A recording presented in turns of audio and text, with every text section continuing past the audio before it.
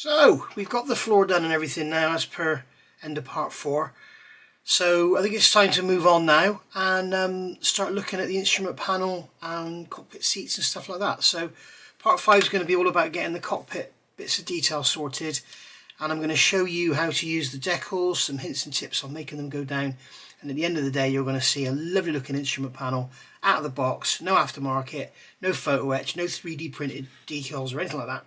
So sit back and enjoy. So I've got the cockpit floor done and all the floor in the back and everything, and I'm happy with that, all looking nice and worn out. Now I've come to look at the decals for the instrument panel, and unlike most manufacturers, what Airfix have done, you can see here, and especially on the console, they've only put the knobs on and the dials. There's not even any bezels around the dials. So we'll see how that goes. I think it might work out okay. The only problem with these kind of decals is the border models Stuka and Lancaster are the same. Where you've got your ridges, okay, obviously if this panel, in fact we can check this now, if this panel is about 28mm wide and this decal is about 28mm wide, which it is, we're going to run into problems, because what we need to do is get the decal to go down, and then hopefully it will pull down in between each. Because if you can imagine, if it decides to stick down on this side as a datum, it's going like this, it's up and down, up and down, up and down. So it's actually a lot longer than 28mm, it's probably about 30mm. So what will happen is the decal will start to shrink and pull out a line. Now, the good thing with having just the dials is that we can always dry brush over with some black and hide any misalignment. If you have the bezels on the decals as well, you can't really do that because you've got a grey instrument panel, all these bezels all out of place.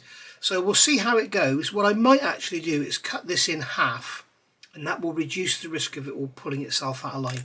Same here, all we've got on this one is the buttons. All that's on there is a few white dots you probably can't even see. So all they're going to do is cover the buttons, so that's going to be quite difficult to keep aligned. And it also tells us in the instructions that you might miss, if you're not careful, it's telling you to paint the actual instrument panel 125, which is 305 grey in Mr. Hobby. And also this panel here, I've got a reference picture up on my computer to my left, and the whole thing is grey. So I'm going to brush paint this, and what I've got here, it's starting to thicken up. I've got some Mr. Hobby paint, and I want it to be really thin. I don't want to spray it because I don't want to have to mask everything up again. I'm fed up with masking. So we'll put that. This is acrylic Doctor. It's a thinner for all types of acrylic paints, and it's works really well for brushing paint that you want really thin. That is probably a little bit too thin. Put a bit more paint in there. So this should go on here and leave a lot of the raised detail visible, as you can see. Okay, so I'm painting this panel. Come a bit closer to the camera. I'm not going to lose any detail because the paint is so thin. But what it's doing, it's giving it a grey background, but it's actually leaving all the knobs and dials and buttons and everything raised, which is what I want. Okay, so you can imagine that is now like, if I painted it grey and then put a wash on it, that's probably how it would look. Yeah, do the same on the instrument panel. Being careful in the edges. But that's the other thing you see with the paint being this thin. A lot of you probably say, "Oh, paint's too thin." No, I want it this thin. Okay, it's a touch too thin, but I like it being this thin because what it does then, you don't have to brush into the corners. It will actually capillary into the corners itself. You don't need to worry, and if you do make a mistake, the paint is so thin, the accident you make probably won't even notice. So you can see there we have what is the makings of a grey instrument panel. I'm just going to grab a cotton bud, get a new one. Never use a cotton bud that's just sat on your bench, you don't know what's been on it. So there we go. So I'll let that dry out for a few minutes and then go over it again.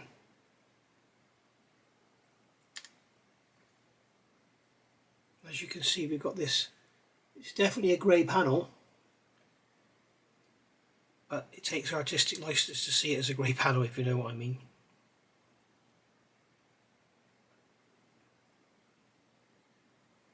I know it says in the instructions that all these pull levers and that are beautifully moulded on here, they're all black, but we might cheat a bit and add a bit of colour just to add something, because the cockpit is just this big black hole.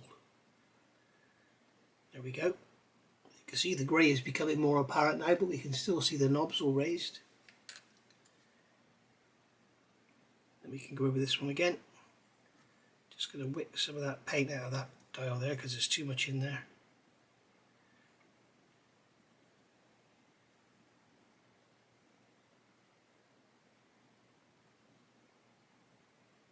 And there we are. Don't ever do this with thick paint, guys, because you'll lose all the detail, and it'll probably look alright because I don't think you can see much of it anyway. But if ever you're brush painting stuff that's got a lot of fine detail in it, you're better off thinning the paint right back and putting on 3 thin coats than trying to cover it with 1 thick one. There we go. Right, so I'm going to let those dry for 10 minutes. Give them another coat to see how they look. And there we go, another quick couple of coats. And as you can see, we've got our grey instrument panel, but it's got like a ghost image, if you know what I mean. I just think it looks great. It's kind of, it's not grey, it's not black, it's sort of all sorts of different, it just sort of really brings it all to life. And I think it looks great. We'll give this a dry brush over here black, because most of these buttons down here were black, and we use the decal there, and we'll put the decal in there and see where we go. So I've also got, before we put the decal, I've got to pick out those bezels in black, so we'll just go around and possibly just dry brush them in. I think we'll probably be right to dry brush them in. I may give it one more little thin coat of grey just to get a bit more grey into it, but other than that, happy with that. So I'm going to have to let that dry now for a few hours, so I'll come back when that's done and I'll show you the next step. And we're back. So while I've been off camera, I've done a bit of detail painting. We've got the silver bits now on the seats. We've got the little tan coloured little pad in the sides there. And as you know, I've painted the instrument panels. And what I've done, if you look at that one closely, you can see I've dry brushed it with black. And the reason I've done that is because we don't have any bezel frames on the actual decal sheet itself, we just have the dials. So I've just dry brushed it with black just to get a bit of effect on there. Once the decal's on and everything's down, I will probably put a wash on it and that'll really go around and bring it all out. I may even put a flory light wash on there and that'll really kick it. So what I've got here is some warm water. So I'm just going to dip the decal in the water, let the paper get nice and wet, and then leave it here. We'll put that one out of the way so it doesn't get wet. And then I'm going to use my micro set, which is my go-to decal setting solution. So I'm just going to get some of that on the brush and just wet this area. I want plenty on there because it's got a big job to do. And what I'll do is I'll spend a bit of time doing this because this applies to any model you're doing from any manufacturer, whatever the decal's like. If you're using the decals to do your instrument panel, this will be of great help to you if you're new to the hobby. Whoops. So which way up is that going to go? It's going to go that way. Okay, and it's ready to go. So what we're going to do is put it on here.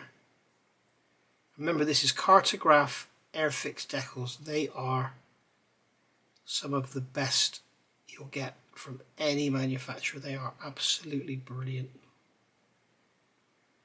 That decal wants to stick to my finger for some reason. So we can just move it over and get it to go down. Get it to line up. I'm going to put some water on there just to give it a bit of a flotation. And then I'm just going to use my tweezers just to move it around and get the dials to line up in those bezels. So I'm going to pull that middle down. The middle has gone a bit high.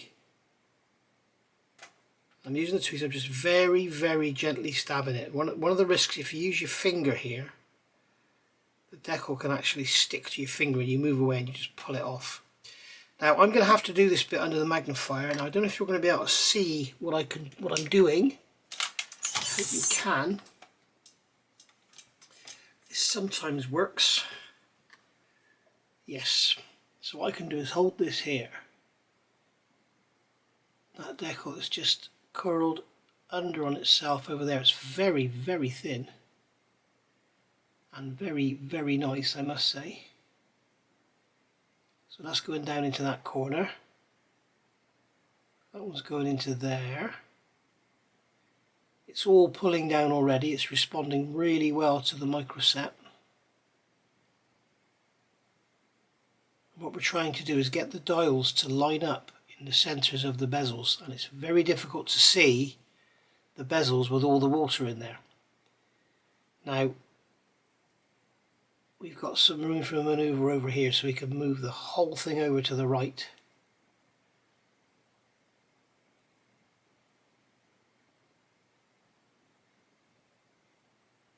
Wow, this is very, very thin, this decal.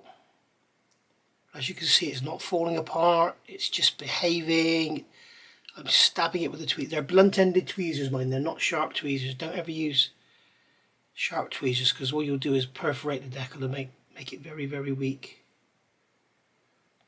But my main concern is getting these dials lined up in these bezels so that it looks good when it settles down.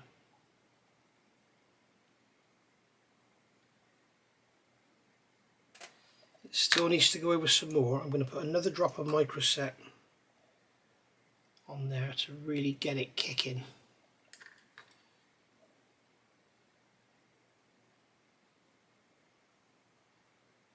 There we go, it moved a lot then.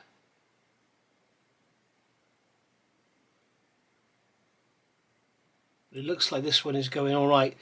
One of the problems you'll find with the border models, Lancaster in particular, because it's such a wide instrument panel, if you just put them down in one, they will all pull together. So if you are doing a border models Lancaster, whether it's just the cockpit or the complete aircraft, go and watch my video on that, and I'll show you. I cut the decals up into like individual little banks of gauges so that it didn't all just pull together. Okay, so now that's gone down and it's looking like we've got them all in about the right place. I'm just going to gently roll cotton bud over the top, and that will enable me to see a lot better what's going on.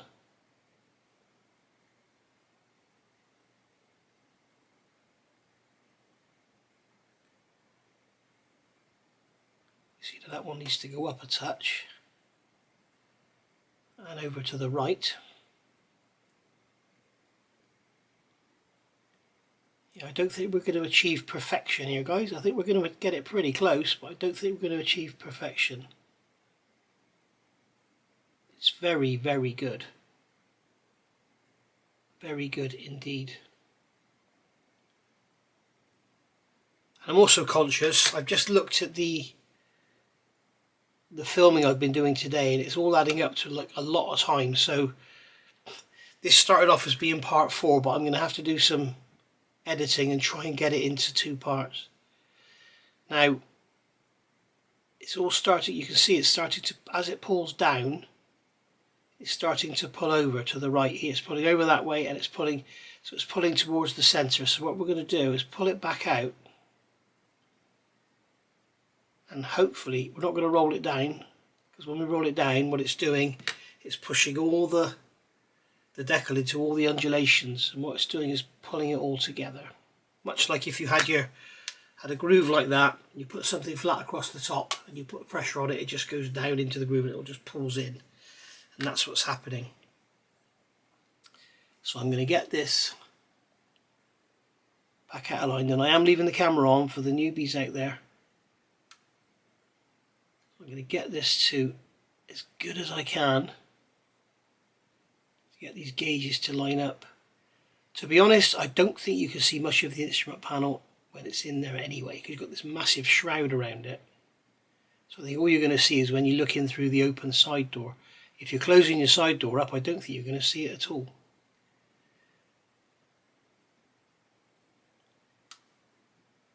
So there we go. Right.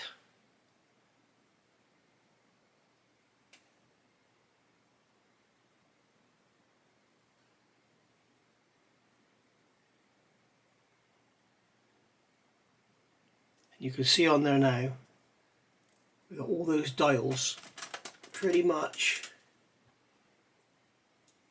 all lined up. It's all gone very dark. Why is that? We've got them all lined up pretty much, all perfect. So I'm just going to let that sit now, not touch it, and see what happens. I'm going to put a drop more microset on it. Let that get to work, and we'll see how well it goes down. I'm going to do the same with this one, but I'm not going to do it on camera because you've just seen me do that one, and that one's much more difficult. And so you can see they're going down really, really nicely. You can see this one's all wrinkled up. But and normally you would roll a decal down. I'm not going to do that because, as I said, it's just going to pull it all out of its place. This one here has gone down beautifully. It's had a couple of layers of micro set over the top. No micro sole yet. But you can see it's gone down beautifully, and those buttons with the highlighted dry brushed black buttons in the background, I think it looks bloody great. Really, really nice. So yeah, hats off to Airfix for these decals. They're bloody gorgeous. Well, they're cartograph, aren't they? But Airfix would have specified them. So anyway, so that's that. As I say, I'm going to let them dry now for 10 minutes, and then I'll probably, once they're sort of gone down, I will give them a roll just to push them in, and then I'll put some microsole on, so I'll come back for that. Okay, so as you can see, I've left it about 15-20 minutes, and I've just basically gone over the cotton bud and just pushed it down, just like so. Don't roll it. You don't want to roll it out because you don't want to pull. If you start rolling it, what you'll do is you'll pull the decal down. Just dab it in so that they go into the dials, and that will lock them in place, and then you're sort of stretching the rest of the decal. But as you can see, you know, people talk about Edward photo etch and these 3D resin printed instrument panels and all that. But if you look at that, I mean, it does look great. I mean, when you think it's free, because it comes with the kit anyway, and for how much of it you're going to see, if we put this on here now, careful not to catch the bottom edge. If I put this on here now and slip this into the cockpit like so, go on, there we go. You know, you can see, you can imagine if the door's closed up and everything, you're not going to see much through the side. The only way we're going to see it is if we look through here. We're going to see it, but on the center console, surely yes you can. And we'll have to do some lovely painting around this bottom end to make it match that beautiful decal up at the top, because you can see that is just, that's gorgeous. That is, that's really nice. It's highlighted all those switches. I don't know why they didn't make one for down there. Very strange. It's the same on the ICM Sky Crane, wasn't it? We had one panel and not the other. They had a decal for the overhead panel, but nothing for the center console, that's right. Which seemed a little strange. So there we go. Okay to roll it now because it's been down and I've pushed it in and all that. So telling you not to roll it down, then I start rolling it down. It's habit more than anything, because I'm concentrating on what I'm saying rather than what I'm doing. So as you can see there, if you look close up, you can see those dials are all pretty much central. There's probably one or two that are out, but they're pretty much central. So what we can do now is use the micro sole, which is what you put on afterwards. Micro set you put down before and then you put down afterwards. A lot of people, just going to swirl the brush out, a lot of people forget you have to put micro set over the decal. I say it in all my videos because people might miss it. So I'm going to put some micro sole down over here now.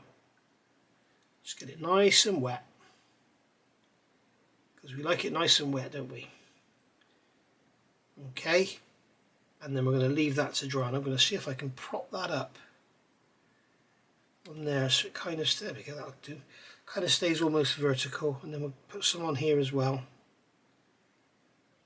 There we go, and leave it. Do not touch it once you've put microsol down, because what the microsol doing, it's actually melting it in, and it's just all going to just pull down. So we'll leave that like that. We're not going to touch the decal, and we're just going to let it do its thing. Okay, and you can see already that's pulling down, and we'll look at that again. For me it'll be the morning, for you it'll be 5 seconds, and we'll see how good it looks when it dries. Alright, so they've had roughly 8 hours now to settle down, and as you can see from those pictures, as I say, you know, if the kit decals are nice and the instrument panel moulding is nice and sharp and everything like this one is, then there's no reason to go aftermarket, really. I mean, especially on something like this. It's not like a fighter where you're looking into the cockpit and the first thing you see is the instrument panel. It's like, this is going to be difficult to see, but I think that is absolutely adequate for this. And I think it's actually got more, it's got more 3D than a photo etch instrument panel will. So, you know, if you're going to replace it, perhaps replace it with a 3D photo etch panel, but probably I wouldn't bother even if I was super detailing one. So here we have the flat clear XF86. I'm going to seal it in because decals are not the strongest of things. This is an XF86. It's a nice, sort of pretty friendly clear. What you must make sure is you stir it to an inch of its life. As you can see, it has like a white tinge to it. It almost looks like wallpaper paste. And if you don't stir it properly and you get bits of that heavy pigmenting in your paint, when you put it on, it will end up with white spots in it. So you need to make sure your flat clear is very well mixed. So I'm going to put a tiny drop of leveling thinner in my airbrush, just like so. I know I'm off camera, I'm in my booth. Just a tiny drop of leveling thinner. Okay, just to knock it back just a touch. And then I'm going to get some of this out of here into my airbrush, give it a stir around, give the brush a squeeze, and then pull it out of the way, finger over the end, pull back, just to blow back. When you put the thinners in your airbrush, that will be all thinners. When you put the paint on top, you'll have paint on top, but this will still be all thinners. So if you just put your finger on the end, just gently pull back, what that does, it blows air back up through, so it blows the thinners back up, it all mixes up together, and then you've got a good coating of paint or whatever it is in there. So I'm going to come along here now and just gently blow this in. A nice wet coat on there, and that will settle down and bite into there, and we can dry it off with there. Let's get some more down. And what I'm trying to do is not only give it a satiny matte finish, but also seal the decal. I'll do the same over here. Just seal all that in, give it all the same finish. So I'm blowing all the way over. There we go. Just cutting back to air, just to blow it off.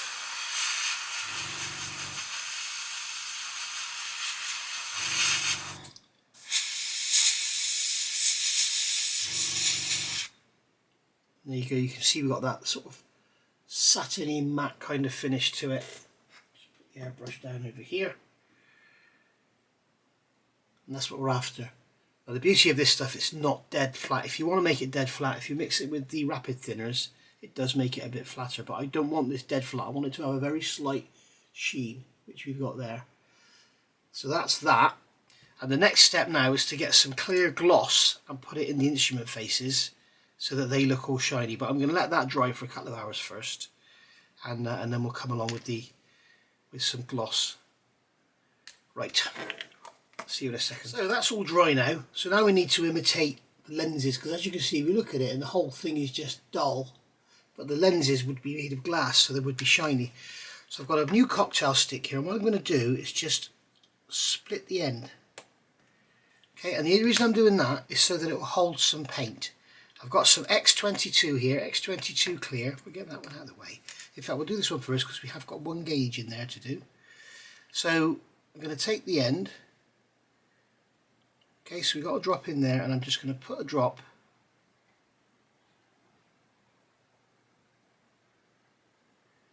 Just going to put a drop on there, just like so.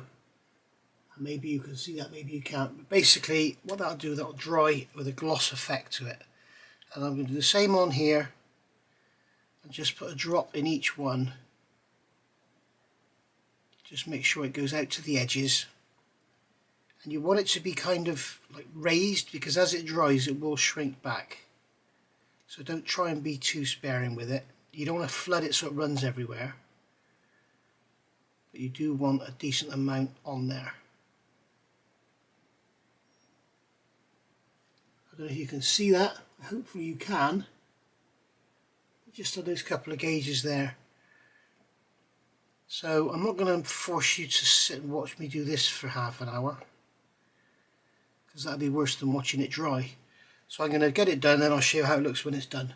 And there we go. Letting that dry, you can see that we've got glossy dials and a satin matte instrument panel. So we can call that a day there. We might give it a quick dry brush with some silver or some white, just to sort of highlight things a bit, but leave that to dry now for at least 10-12 hours. You're not going to dry brushing and pulling that X22 out. So we've got that one gauge on there. I'm also going to dry brush this down here with something. In fact, I've got my dry brush here, which is loaded up with, I think, silver. Just see how that looks on there.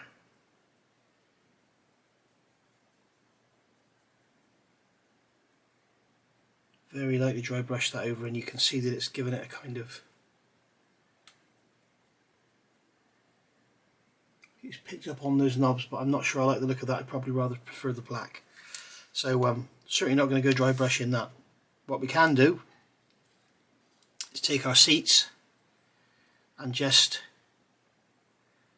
very lightly dry brush around the edges, just like so, just to give them a kind of little bit of a worn look. It just all adds a bit of character.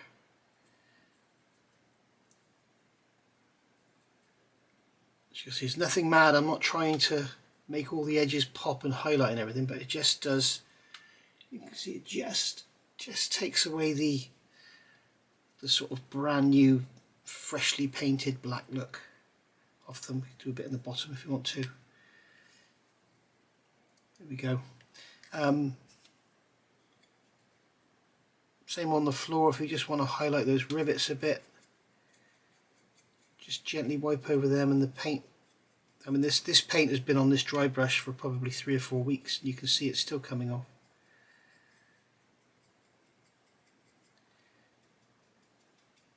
And then we can do this floor as well if you want to add some more chipping sort of looks to it.